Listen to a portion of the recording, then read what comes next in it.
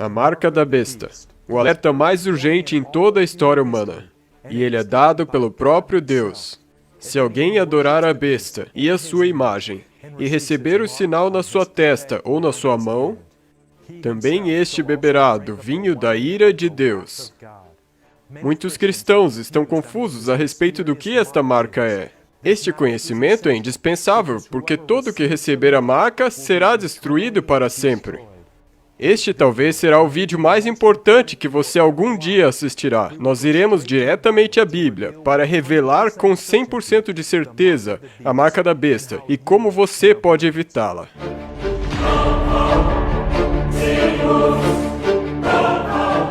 As verdades mais solenes, já confiadas a mortais, serão reveladas durante este vídeo. Por favor, ore antes de assisti-lo. Antes que revelemos a marca da besta, primeiramente revelaremos a própria identidade da besta, e também a marca de Deus, ou o seu selo para o seu povo nos últimos dias, da qual a marca da besta é uma falsificação direta. Primeiro, viajemos de volta às cortes celestiais, onde este conflito entre o bem e o mal começou. Lúcifer foi perfeitamente criado e era conhecido como o mais sábio e belo de todos os seres criados. Na verdade, ele ocupava a posição exaltada como um querubim cobridor do trono de Deus no céu.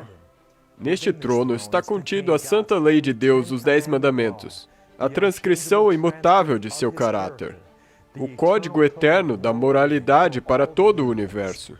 A Lúcifer, assim como todos os seres criados por Deus, foi dado o livre-arbítrio. Ao invés de usar esse livre-arbítrio para glorificar e honrar a Deus, Lúcifer escolheu se rebelar e permitiu que seu coração se enchesse de orgulho. Ele cobiçou o próprio trono de Deus. Perfeito eras nos teus caminhos, desde o dia em que foste criado, até que se achou iniquidade em ti. Lúcifer se tornou o primeiro a cometer iniquidade, ou pecado, que a Bíblia define como quebrar a lei de Deus.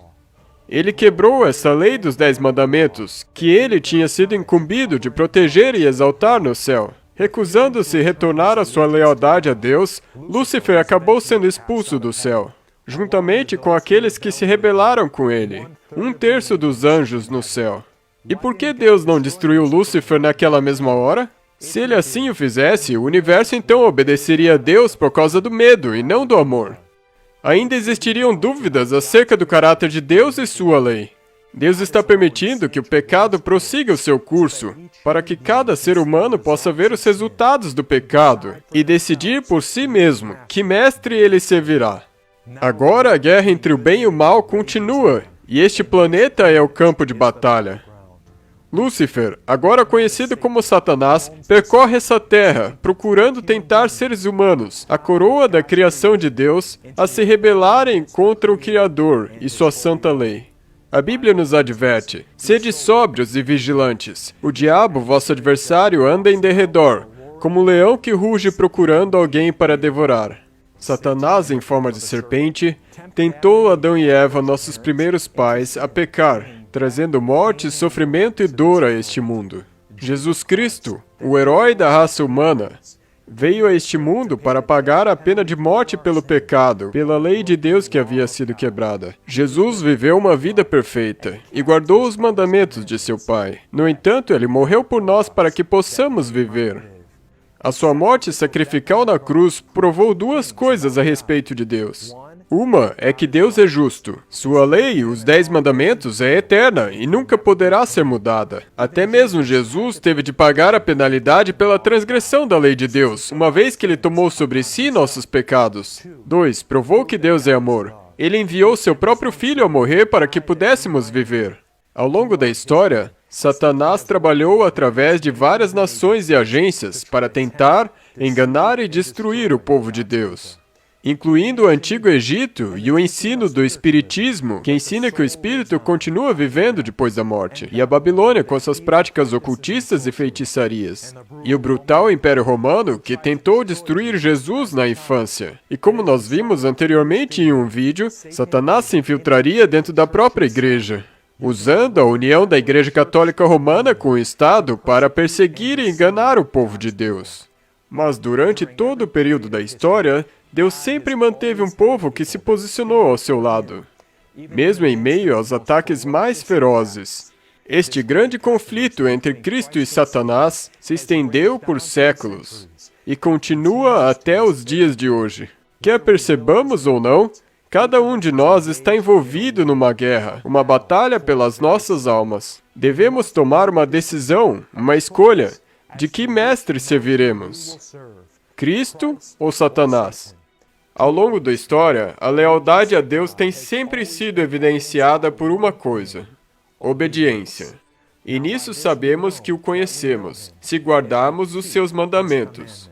Aquele que diz, eu o conheço, e não guarda os seus mandamentos é mentiroso, e nele não está a verdade.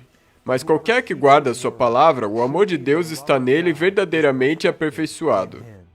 Nossas ações, nossas decisões revelam a Deus e ao universo a quem nós pertencemos.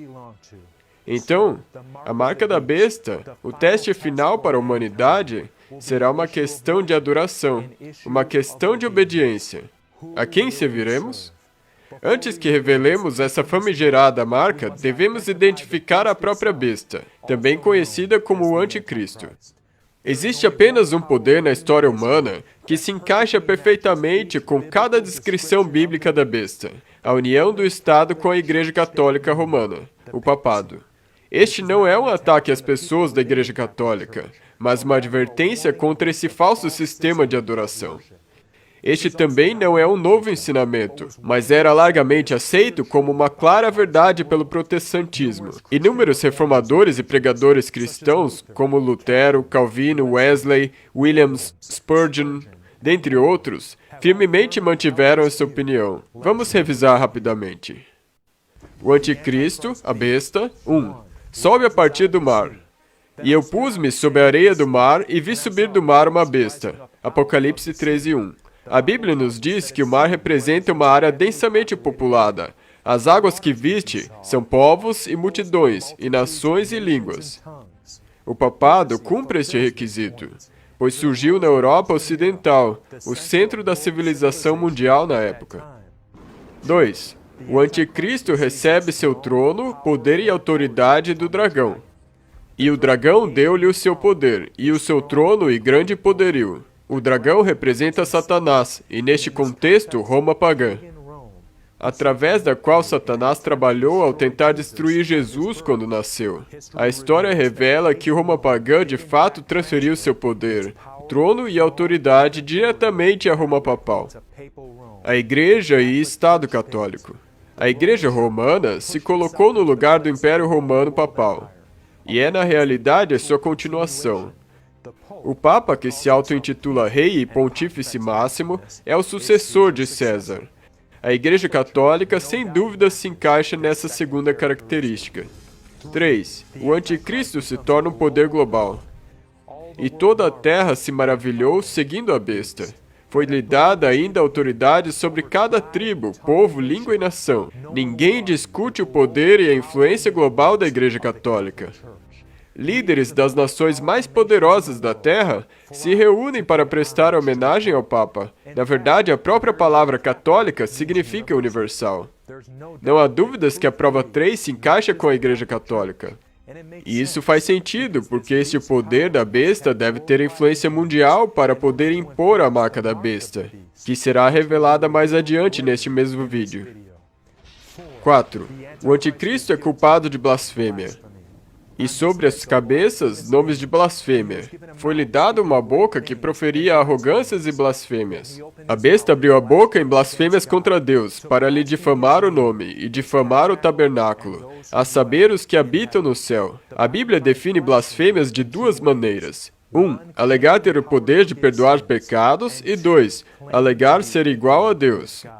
O próprio Catequismo Católico declara: o sacerdote realmente perdoa os pecados? Ou ele apenas declara que eles foram remidos? O sacerdote verdadeiramente perdoa os pecados.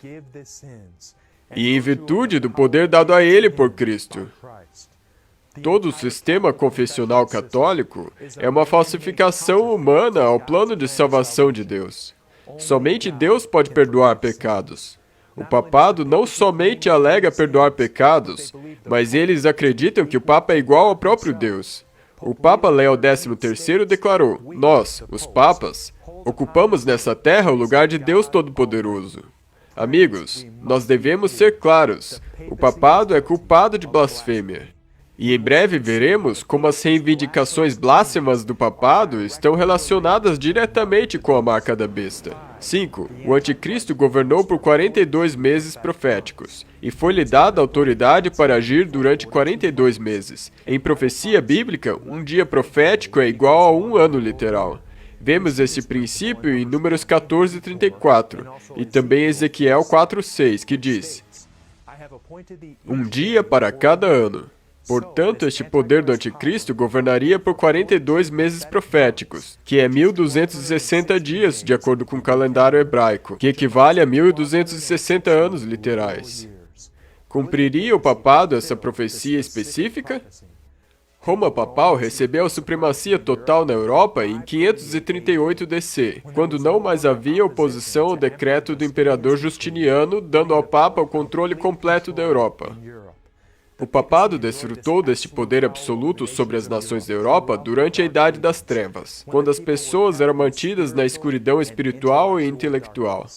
Então, no ano de 1798, o papado recebeu o que veio a ser conhecido como a ferida mortal, quando o Papa foi levado cativo pelo general francês Berthier.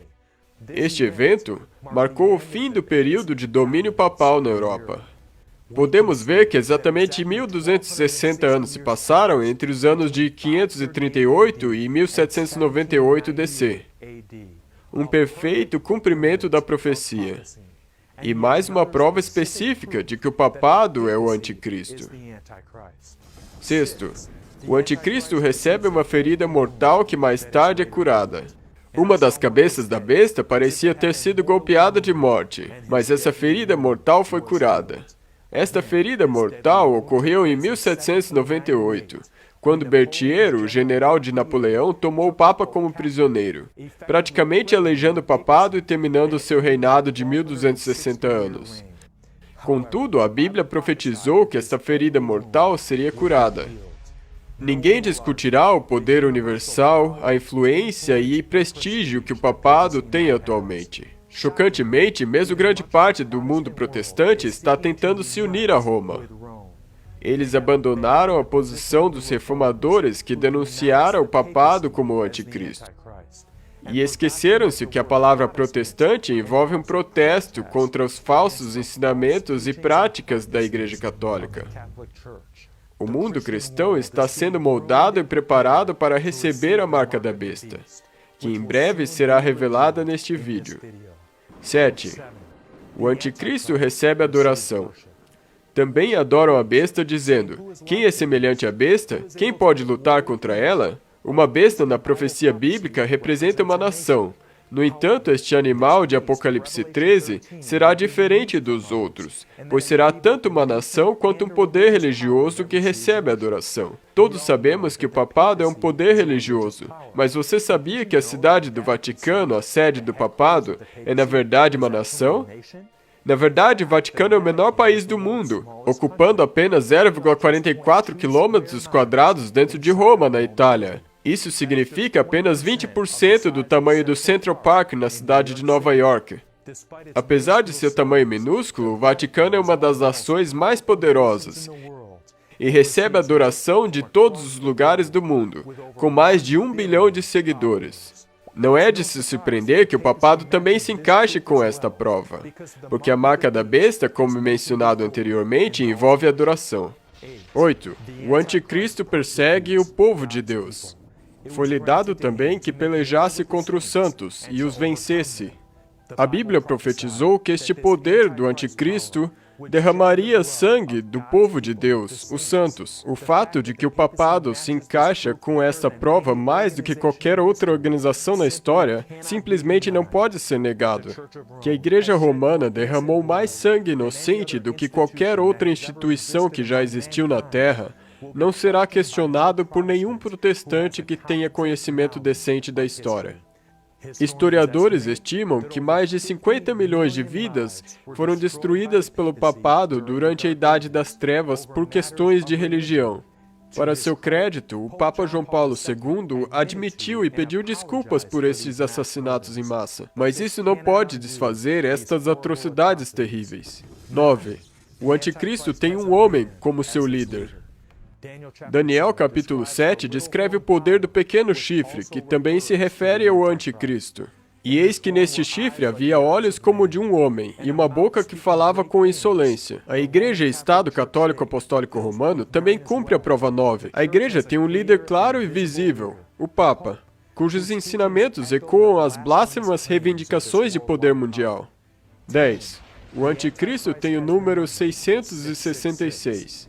Aqui está a sabedoria. Aquele que tem entendimento, calcule o número da besta, pois é número de homem. Ora, esse número é 666. Perceba que esse 666 não é a marca da besta, e sim o número de um homem. Este número misterioso identifica o líder do poder do anticristo. Um dos nomes frequentemente dado ao Papa é Vicarius Filii Dei, que em latim significa vigário do Filho de Deus, ou substituto do Filho de Deus. Nós já vimos que essa é uma posição que o papado alega ter. Perceba o que acontece quando nós somamos os valores dos algarismos romanos em seu nome. Estes números resultam exatamente em, adivinhem, 666, o número da besta, e o número de um homem, assim como a Bíblia profetizou. Somente o papado, liderado pelo Papa como seu líder visível, cumpre todas essas descrições bíblicas da besta anticristo nos mínimos detalhes. Contudo, existe uma outra característica do anticristo da qual nós devemos falar enquanto preparamos para revelar a marca da besta. Na descrição que Daniel fez do anticristo, nós lemos que ele cuidará de mudar os tempos e a lei. É verdade que o papado, a besta de Apocalipse 13, tentaria mudar os tempos e as leis de Deus? Sim, é verdade. Em seu catequismo oficial, a Igreja Católica mudou os 10 mandamentos. Eles retiraram o segundo mandamento, que proíbe a adoração de ídolos, e dividiram o 10º mandamento em 2, para que no total ainda continuassem 10. Mas e os tempos mencionados em Daniel 7:25? O papado tentou mudar os tempos de Deus de alguma forma? Sim, tentou. Mais uma vez, em seu catequismo oficial, a Igreja Católica encurtou o 4º mandamento, que fala sobre o sábado. O único mandamento que lida com tempos. Encurtaram de 94 para apenas 8 palavras. Novamente, eles, de maneira aberta e blasfema, desafiaram a Deus e sua lei, ao alegar ter mudado o sábado do 7º dia, como a Bíblia manda, para o 1º dia da semana, também conhecido como domingo. Por favor, não confie somente nas minhas palavras. Em seus escritos oficiais, o Catequismo dos Convertidos à Doutrina Católica, o papado declara: pergunta, qual é o dia de descanso? Resposta, o sábado é o dia de descanso. Pergunta, por que observamos o domingo ao invés do sábado? Resposta, nós observamos o domingo ao invés do sábado porque a Igreja Católica, no Concílio de Laodiceia, transferiu a solenidade do sábado para o domingo. A Igreja Católica até mesmo afirma ousadamente ter o poder de mudar a santa lei de Deus. Se ela não tivesse esse poder, ela não poderia ter feito aquilo que todos os religiosos modernos concordam com ela. Ela não poderia ter substituído a observância do domingo, o 1º dia da semana, no lugar da observância do sábado, o 7º dia da semana. Mudança essa para a qual não há autoridade bíblica. Para mais informações sobre a mudança do dia de descanso, assista este vídeo clicando no link acima. Tem algum homem ou organização realmente poder para mudar a lei de Deus? Certamente que não. A Bíblia diz, nada acrescentareis à palavra que vos mando, nem diminuirei dela, para que guardeis os mandamentos do Senhor, vosso Deus, que eu vos mando. Um falso ensinamento se infiltrou na igreja cristã, que diz que obediência aos mandamentos de Deus não é mais necessária. Amigos, este é um engano mortal que não é fundamentado pela Bíblia. Por outro lado, Deus nos diz, bem-aventurados aqueles que guardam os seus mandamentos, para que tenham direito à árvore da vida e possam entrar na cidade pelas portas. Para mais informações sobre a continuidade da lei de Deus, os 10 mandamentos, clique no link acima. E nós já vimos que obediência às leis de Deus é um sinal de que nós pertencemos a Ele. Então faz sentido que a besta, o anticristo, tente mudar a lei de Deus, para enganar as pessoas para que desobedeçam e se separem de Deus. Na verdade, o selo de Deus tem que ver com a lealdade e obediência à lei de Deus. Resguarda o testemunho, sela a lei no coração dos meus discípulos. Antes de revelarmos a marca da besta, nós identificaremos o selo de Deus, do qual a marca é uma falsificação direta. Se você perguntar a qualquer banqueiro, a melhor maneira de descobrir uma falsificação é primeiro conhecer a verdade. Nos tempos antigos, quando um governante enviava um decreto, seu selo de autorização continha 3 elementos: nome, título e território. Os selos oficiais continham cada uma dessas 3 coisas. Então, e o selo de Deus? Nós já aprendemos que ele tem que ver com a obediência aos mandamentos de Deus. Tem algum dos mandamentos todos os 3 elementos de um selo oficial? Sim, tem um. Considere o 4º mandamento. Lembra-te do dia de sábado para o santificar. 6 dias trabalharás e farás toda a tua obra. Mas o 7º dia é o sábado do Senhor teu Deus. E este é o nome de Deus. Nele não farás nenhum trabalho, porque em 6 dias fez o Senhor. Isso revela o título de Deus, o Criador. Os céus e a terra, o mar e tudo que neles há. Este é o território de Deus. E ao 7º dia descansou. Logo, nós podemos ver que o sábado é o único dos mandamentos de Deus que contém todos os 3 elementos de um selo oficial: o nome de Deus, título e território. Falando do sábado de Deus, a Bíblia revela: também lhes dei os meus sábados, para servirem de sinal entre mim e eles, para que soubessem que eu sou o Senhor que os santifica. E santificai os meus sábados, pois servirão de sinal entre mim e vós, para que saibais que eu sou o Senhor vosso Deus. A Bíblia revela que as palavras selo, marca, sinal e símbolo podem ser usadas de forma intercambiável. Nos últimos dias, o diabo terá a sua marca, mas o sábado é o sinal de Deus, ou a marca do seu povo fiel, que será protegido e receberá a vida eterna. Para mais informações sobre o sábado e por que tantos cristãos adoram no domingo, por favor, clique no link acima. Então vamos revisar o que aprendemos. 1.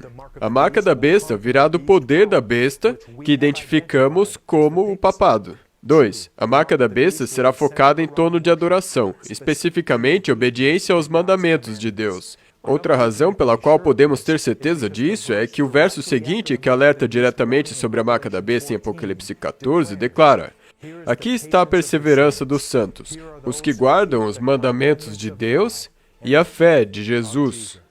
Sim, em contraste com aqueles que adoram a besta e recebem a sua marca, estão aqueles que permanecem fiéis a Jesus e obedecem a seus mandamentos.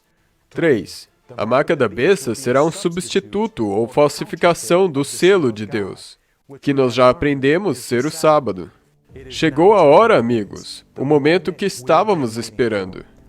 O que é a marca da besta? Vamos permitir que o próprio poder da besta, o papado, responda essa pergunta para nós.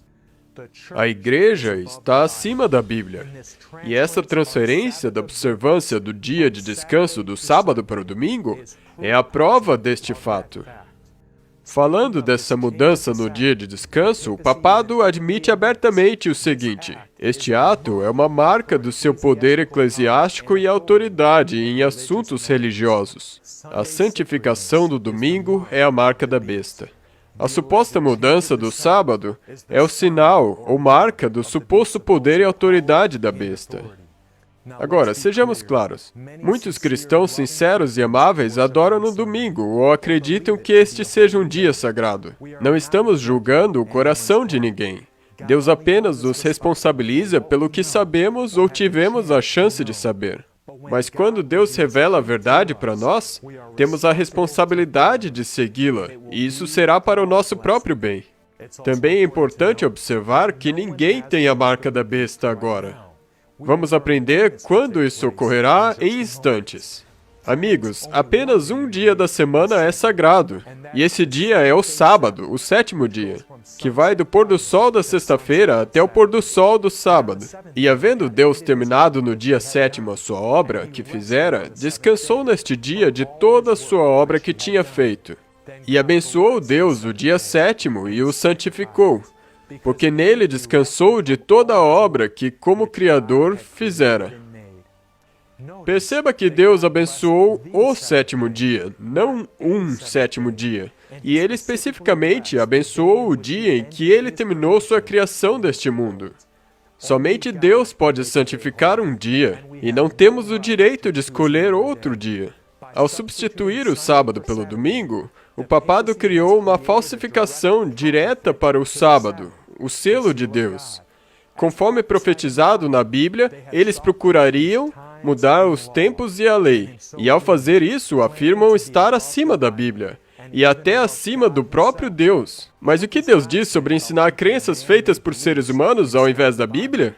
E em vão me adoram, ensinando doutrinas que são preceitos de homens.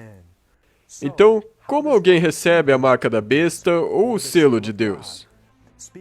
Falando da besta de Apocalipse 13 e o papado, a Bíblia diz: a todos, os pequenos e os grandes, os ricos e os pobres, os livres e os escravos, faz que lhes seja dada certa marca sobre a mão direita ou sobre a fronte. Nós sabemos que o livro de Apocalipse é cheio de símbolos, então o que significa receber uma marca na testa?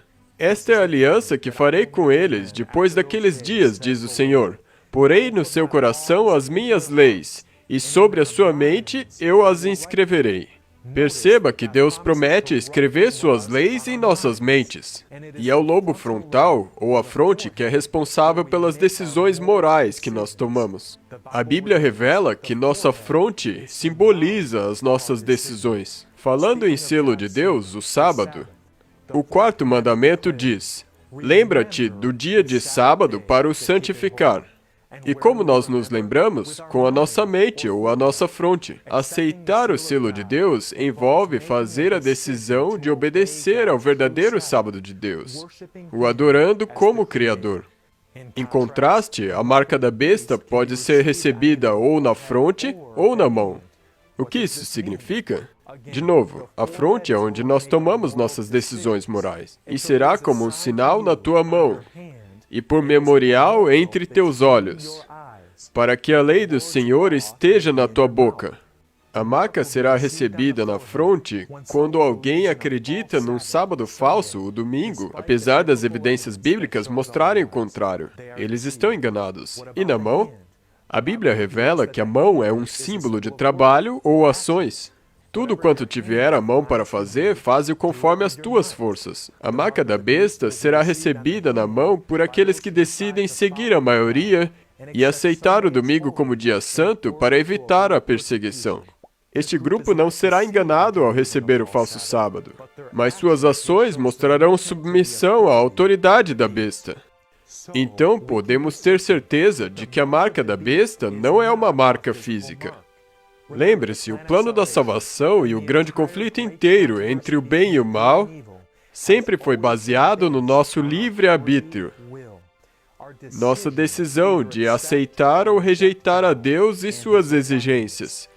E o maior duelo entre o bem e o mal será baseado neste mesmo princípio, a liberdade de escolha. Sugerir o contrário simplesmente não é bíblico ou plausível. Pense só nisso. Se a marca da besta fosse um sinal físico, tal como um código de barra, uma tatuagem ou outra coisa do tipo, então cristãos sinceros que tomaram a decisão de seguir a Deus e até morrer por sua fé, poderiam ser dopados e receberem a marca da besta enquanto estivessem inconscientes, sem sequer terem escolhido consentir com isso. Em todo o livro de Apocalipse, a questão central na batalha entre o bem e o mal é a adoração. E tomar uma decisão de seguir ou a Cristo ou a Satanás. A marca da besta será baseada na nossa decisão. E quando as pessoas receberão a marca da besta? Para que ninguém possa comprar ou vender, senão aquele que tem a marca, o nome da besta ou o número de seu nome. Este verso revela que haverá um boicote econômico àqueles que se recusarem a receber a marca. Então a marca não será somente uma questão religiosa, mas também uma questão política. O governo exigirá que o domingo seja aceito como dia sagrado.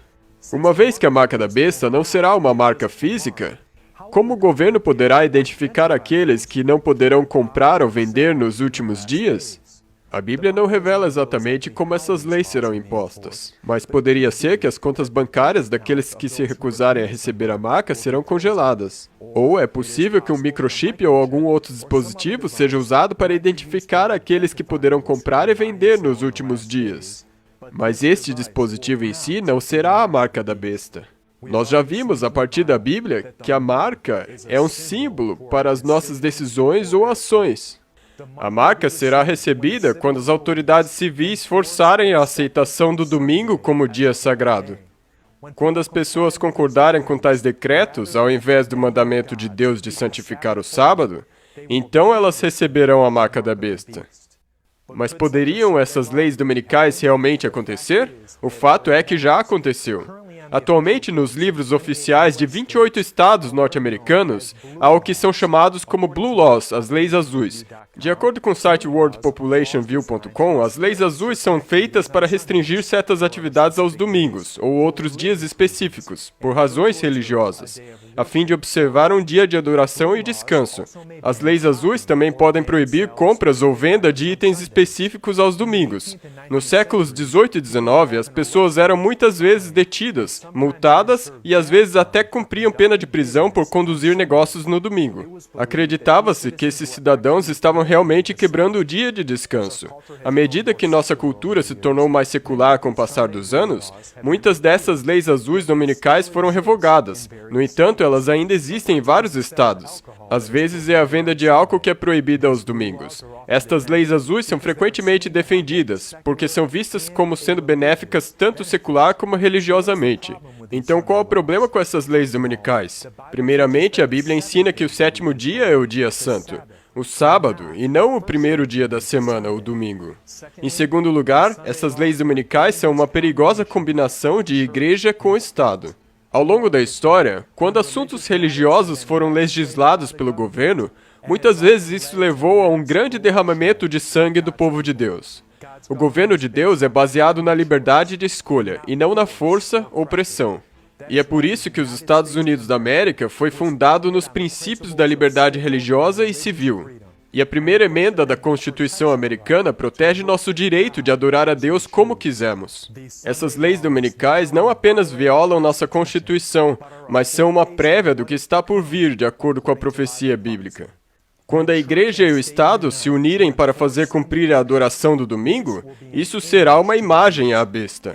Porque isso será uma imagem ou reflexo da maneira como o papado, a besta, usava do poder político e violência para impor suas doutrinas no passado.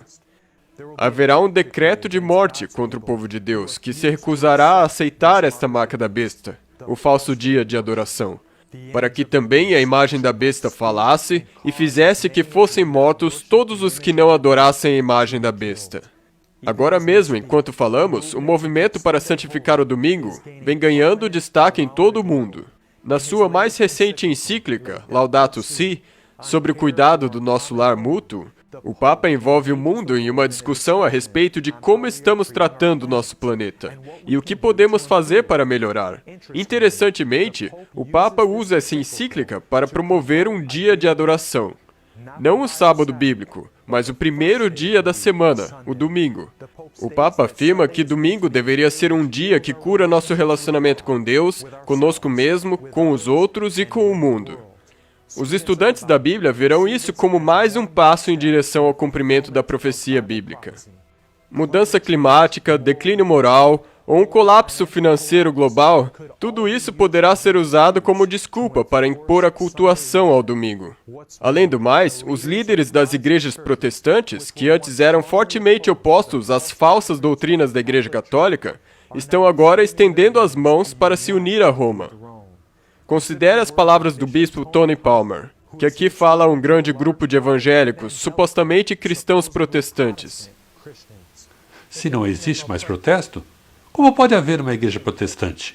O protesto acabou. O protesto acabou. O Papa também expressou seu desejo por união via conferência telefônica no mesmo evento.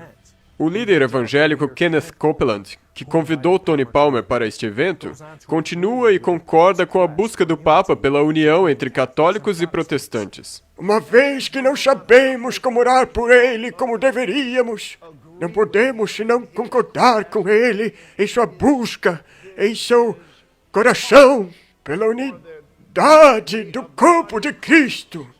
Nós nos unimos na unidade de nossa fé. Aleluia! Este movimento ecumênico é simplesmente um cumprimento da profecia, que fala sobre o mundo seguindo este poder da besta anticristo, o papado. E toda a terra se maravilhou após a besta. A União Estado-Igreja Católica, um dos poderes mais influentes do mundo, está no centro deste movimento ecumênico, que criará uma religião mundial nos últimos dias. Para que as igrejas do mundo se unam, deve haver uma concessão na doutrina. E a adoração do domingo, a marca da autoridade do papado, será um fator unificador fundamental. União é uma coisa boa, mas nunca às custas da verdade. Para mais informações sobre como esta marca da besta será imposta, certifique-se de que você está inscrito neste canal com o sininho ativado. Procure pelo vídeo Os Estados Unidos da América na Profecia Bíblica. Eu entendo que este ensinamento bíblico pode ser novo para alguns de vocês. Eu sei porque foi para mim também. Mas, amigos, eu apelo a vocês hoje. Sigam a Bíblia. Lembrem-se, se estiver na Bíblia, eu quero. Se não estiver na Bíblia, então não é para mim. Alguns de vocês podem estar pensando, mas meu pastor não ensina isso. Ou ele diz que guardar o sábado não é importante. O que a Bíblia diz sobre esse tipo de pastores ou mestres? O meu povo foi destruído porque lhe faltou conhecimento. Porque tu rejeitaste o conhecimento, também eu te rejeitarei, para que não sejas sacerdote diante de mim. E visto que te esqueceste da lei do teu Deus, também eu me esquecerei de teus filhos. Amigos, a Bíblia condena os pastores que são intencionalmente ignorantes sobre a lei de Deus. Muitos líderes da igreja incentivarão seus membros a guardar 9 dos 10 mandamentos, dizendo que o sábado não é mais válido. Mas a Bíblia diz, porque qualquer que guardar toda a lei e tropeçar em um só ponto, tornou-se o culpado de todos. O que Deus acha de pastores que não fazem distinção entre coisas comuns e coisas santas, tais como o sábado? Os seus sacerdotes violentaram a minha lei e profanaram as minhas coisas santas. Não fazem diferença entre o santo e o profano, nem discernem o impuro do puro. E de meus sábados escondem os seus olhos, e assim eu sou profanado no meio deles. Quase todas as igrejas protestantes abertamente admitem que não há base bíblica para guardar o domingo como santo. Mas eles ainda o apoiam e negligenciam ensinar o verdadeiro sábado bíblico. Como deveríamos responder? Mais importa obedecer a Deus do que aos homens. Enquanto não podemos julgar os corações dos líderes das igrejas, devemos colocar Deus em primeiro lugar e seguir a luz que Ele nos revelou. Quando sabemos a verdade, somos responsáveis por obedecê-la. Aquele, pois, que sabe fazer o bem e não o faz, comete pecado. Na verdade, a Igreja Católica dá este desafio impressionante às igrejas protestantes, para as quais elas não possuem resposta bíblica. Vocês afirmam que o sábado era o dia de descanso dos judeus, mas que o dia de descanso cristão foi mudado para o domingo? Mudado? Mas por quem? Quem possui autoridade para mudar o mandamento direto do Deus Todo-Poderoso? Quando Deus disse, santificarás o dia de sábado, quem ousará dizer, não, tu trabalharás e farás toda sorte de atividades mundanas no 7º dia, mas santificarás em vez disso o 1º dia. Esta questão é muito importante, a qual não sei como vocês poderão responder. Vocês são protestantes e professam seguir a Bíblia e somente a Bíblia.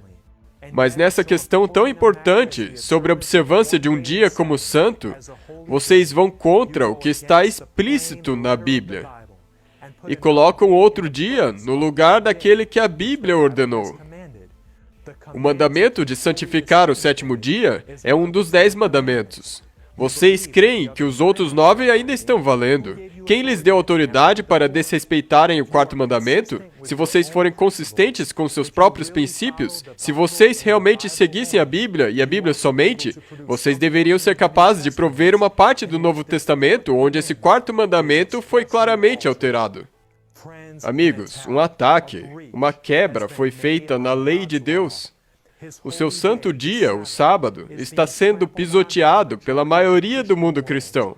A verdade nem sempre é popular, mas assim como nos dias de Noé, como Daniel na Babilônia, e como os poucos discípulos que seguiram a Cristo, Deus possui seus verdadeiros seguidores que obedecerão à verdade que Ele revela aos seus, mesmo se ela for nova ou aparentemente diferente. Deus está procurando por pessoas que se manterão fiéis a Ele nesses últimos dias. A Bíblia descreve este grupo fiel. Aqui está a paciência dos santos, aqui estão os que guardam os mandamentos de Deus e a fé de Jesus. E essa promessa importante é dada especificamente àqueles que guardam o quarto mandamento, o sábado.